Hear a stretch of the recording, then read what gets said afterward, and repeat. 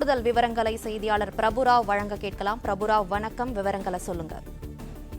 நிச்சயமாக ராமேஸ்வரம் சேராங்கோட்டை பகுதியைச் சேர்ந்த மாரியப்பன் மகள் ஷாலினி. இவர் ராமேஸ்வரம் பெண்கள் அரசு மேல்நிலைப் பள்ளியில் 12ஆம் வகுப்பு படித்து வருகிறார்.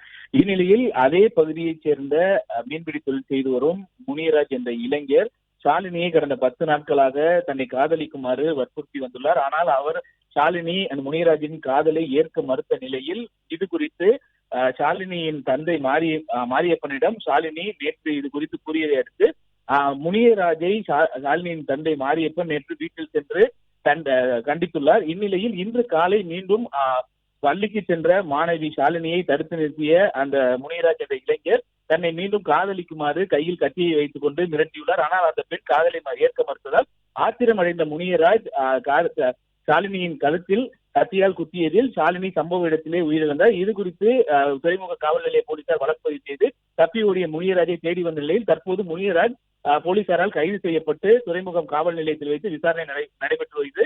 இந்நிலையில் அந்த உயிரிழந்த ஷாலினியின் உடல் தற்போது உடற்கூறு ஆய்வுக்காக ராமேஸ்வரம் அரசு மருத்துவமனையில் அனுமதிக்கப்பட்டுள்ளது. இது குறித்து போலீசார் தொடர்ந்து விசாரணை மேற்கொண்டு வருகின்றனர். இருப்பினும் பள்ளிக்கு சென்ற 12ஆம் வகுப்பு மாணவியை தடுத்து நிறுத்தி இளைஞர் காதலிக்க வற்புறுத்தி காதலை ஏற்க மறுத்ததால் கத்தியால் குத்திய நிகழ்வு ராமேஸ்வரம் பகுதியில் பெரும் பரபரப்பை ஏற்படுத்தியுள்ளது.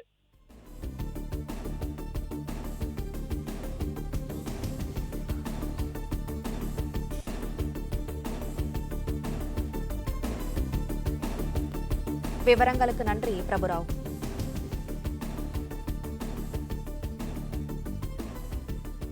விளம்பர இடைவேளைக்கு பிறகு மேலும் பல செய்திகள்